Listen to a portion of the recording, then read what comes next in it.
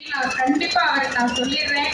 இதே நம்பிக்கையோட வரப்போற உள்ளாட்சி தேர்தலையும் நீங்க இன்னைக்கு மனு நிறைய கொடுத்துருக்கீங்க.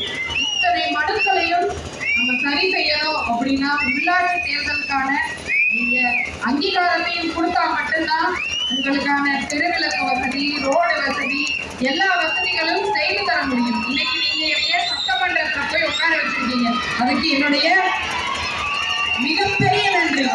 சட்டமன்றத்துல மட்டும் உட்கார வைக்காம என்னைய ஒரு அமைச்சரா உட்கார வச்சிருக்கீங்க.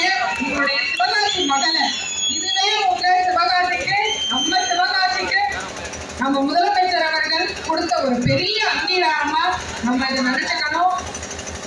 இதே மாதிரி 6 மாசத்துல இல்ல 7 மாசத்துல உள்ளாட்சி தேர்தல் வரும்.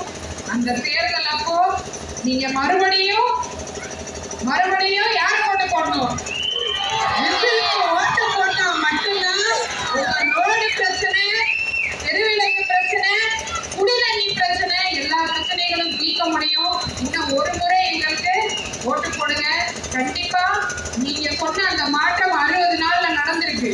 டாஸ்மாக் சொன்னாங்க, பள்ளிக்கூடம் பக்கத்துலயும் கோவில் பக்கத்துலயும் இருக்கிற சிவகாசியில 8 டாஸ்மாக் மூடி இருக்கும்.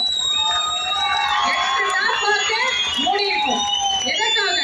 அண்ணன் எப்பயும் சொல்றது பெண்கள் பாதுகாப்பு, பெண்கள் பாதுகாப்புன்ற ஒரு முக்கியத்துவத்தினால இன்னைக்கு 8 டாஸ்மாக் சிவகாசியில நம்ம மூடி இருக்கோம்.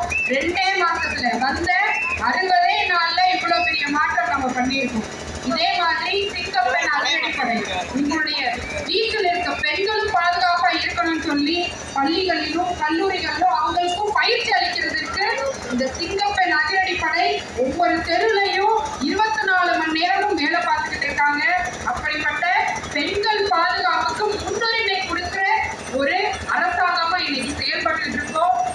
இன்னைக்கு எல்லா ஆபீஸும் போனீங்கன்னா லஞ்சம் வாங்குறதுக்கு